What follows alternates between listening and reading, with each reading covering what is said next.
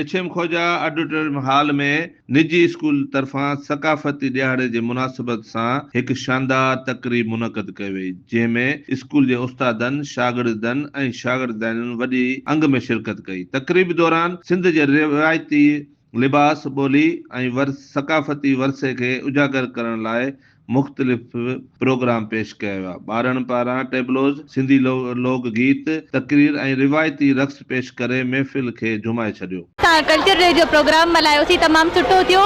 अॼु ॾाढी ख़ुशी थी। अॼु जो ॾींहुं ईद जे ॾींहुं खां घटि न हुयो। असां ॿारनि खे तयारी कराईसीं ऐं ॿारनि तमामु सुठी परफॉर्मेंस ॾिनी ऐं असांखे तमामु सुठो लॻो। आज का जो बेसिक पर्पस था वो ये था कि बच्चों को, जो बच्चे नहीं जानते हमारी सिंध की सखावत और इखलाकियात जो नहीं जानते, उनको ये पहचान करवाना लाजमी था। ये एक ईद का दिन होता है और यहाँ पर मुझे मज़ा आया ज़्यादा। और यहाँ पर नए कपड़े पहनते हैं, टेबल्स वगैरह होते हैं और बेत वगैरह पूछे जाते हैं, स्पीचेस होती है सबकी।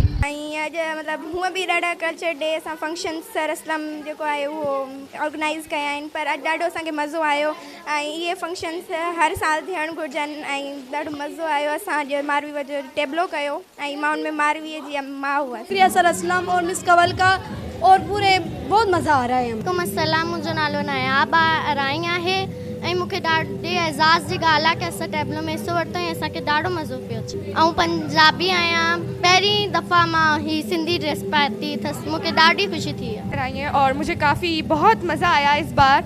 वैसे हर साल कल्चर डे होता है पर ये वाला बहुत स्पेशल था। सर असलम ने बहुत ज़्यादा मेहनत की इस कल्चर डे पे, हमें बहुत मज़ा आया उमर मारवी का टेबलो करके। बहुत ही मुंहिंजो नालो दुआ फातिमा मरी बलोच आहे ऐं मूंखे ॾाढो मज़ो पियो अचे हिन कल्चर डे में। ऐं जेको मां कल्चर डे थियो आहे इनमें असांजो उमर मारवी जो टेबलो बि थियो हुयो। उनमें जेको मुंहिंजो करेक्टर हुयो उहो हुयो खेत मारवी जो मंगेदर, त उनमें ॾाढो मूंखे मज़ो पियो अचे। ऐं कल्चर डे जेको आहे उहो सर असलम जेको आहे ऑर्गेनाइज़ करायो आहे असां लाइ, ऐं कल्चर डे हिन में ॾाढो मज़ो पियो। कैमरामैन मुशरफ भट्टी सां गॾु सिकंदर अली भट्टी, आवाज़ टीवी, नवाबशाह।